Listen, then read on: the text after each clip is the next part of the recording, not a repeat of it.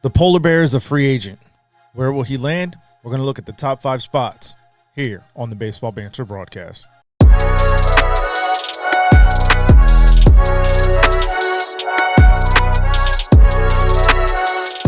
What's going on, baseball fans? Jeremy Laracuente here for the Baseball Banter Broadcast. And as I said in the intro, we're looking today to examine the 5 landing spots for the polar bear, Pete Alonso. Obviously, Alonso was not coming off of his most productive season during the regular season with the New York Mets, but in that postseason run, I think he really elevated his opportunities in free agency. So we're going to be looking at the top 5, starting with number 5.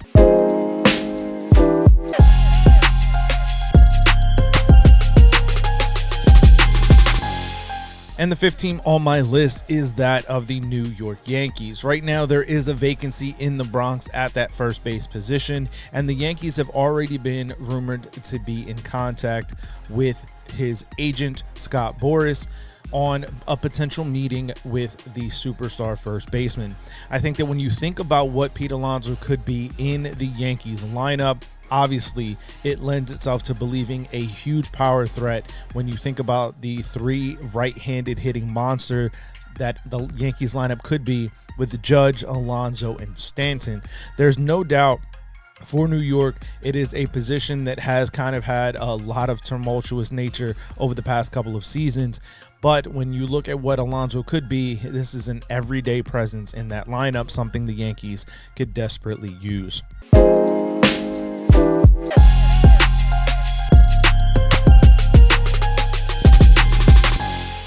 And at number 4 on my list, it is a team that is perennially in the market for that top free agent, that top tier free agents, but has been unable to land them, and that is the San Francisco Giants. When you think about what this Giants team could use, it is a power bat. There has not been a player on the Giants roster to hit 30 home runs in a season since Barry Bonds.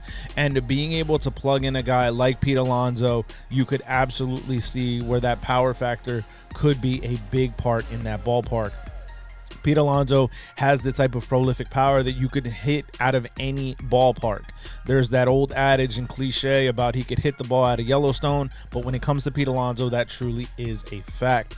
And when you think about the Giants lineup in need of that power source right in the middle of the order to really be able to give this team an opportunity to compete with the likes of the Dodgers and the Padres in that division, no doubt about it, adding in a guy like Pete Alonso can truly be a difference maker out by the Bay.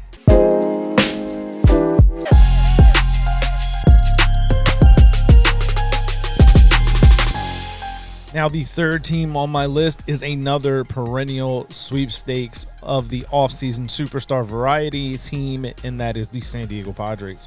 San Diego was constantly in the mix trying to lure the hottest free agents out to arguably the best city in the country. And when you think about what San Diego has been over the past couple of seasons, this is not just an upcoming team, but a team that has been perennially good for the last several years. And I think that when you look at what adding a guy like Pete Alonso to that team could mean, it is another potent power threat in the middle of that order.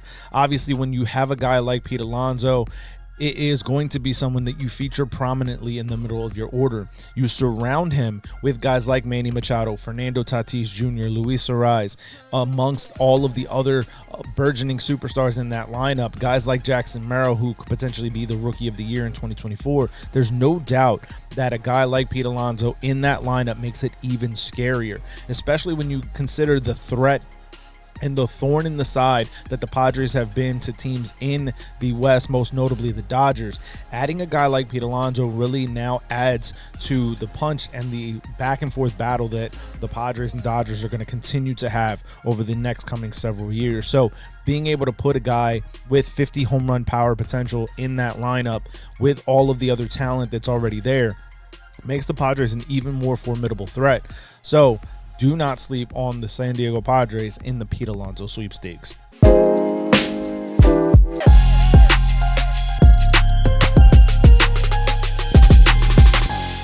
Now, coming in at number 2, to me, the fit is even more impressive than our number 1 selection, but we'll get to that in a minute, and that is the Houston Astros. Houston has had a need at first base the last couple of seasons. Arguably, it's their only weak spot that they have had in the past 2 seasons since they won the World Series back in 2022. There's no doubt if you add in a guy like Pete Alonso, especially at Minute Maid Park, that he can make that ballpark look even smaller than it sometimes looks for guys like Yordan Alvarez.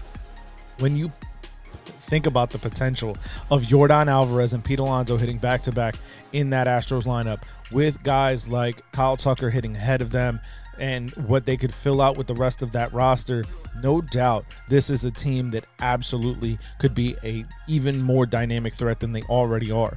Houston fell back a little bit this postseason, being knocked out by the Detroit Tigers early in the postseason. And you know that they're going to want to rebound and get back to being that juggernaut, that bully, that boogeyman of the American League. And by bringing in a guy like Pete Alonso, it gives them an opportunity to be able to do just that. Think about the right and left-handed power combination with Yordan Alvarez that Alonso could be. Not to mention that if the Astros bring back Alex Bregman, the rest of that lineup is already set. And all you have to do is figure out first base. Who better than the best first baseman available potentially in terms of power? And that is Pete Alonso. So being able to add that back into the Astros lineup, again, puts them as the favorites in the American League.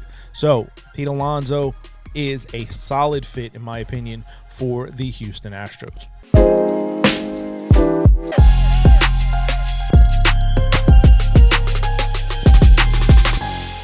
Now, there's no doubt, in my opinion, that the better fit is with the Houston Astros, but there is only one team that could truly land Pete Alonso, and it is the team, in my opinion, that most needs to retain him, the New York Mets.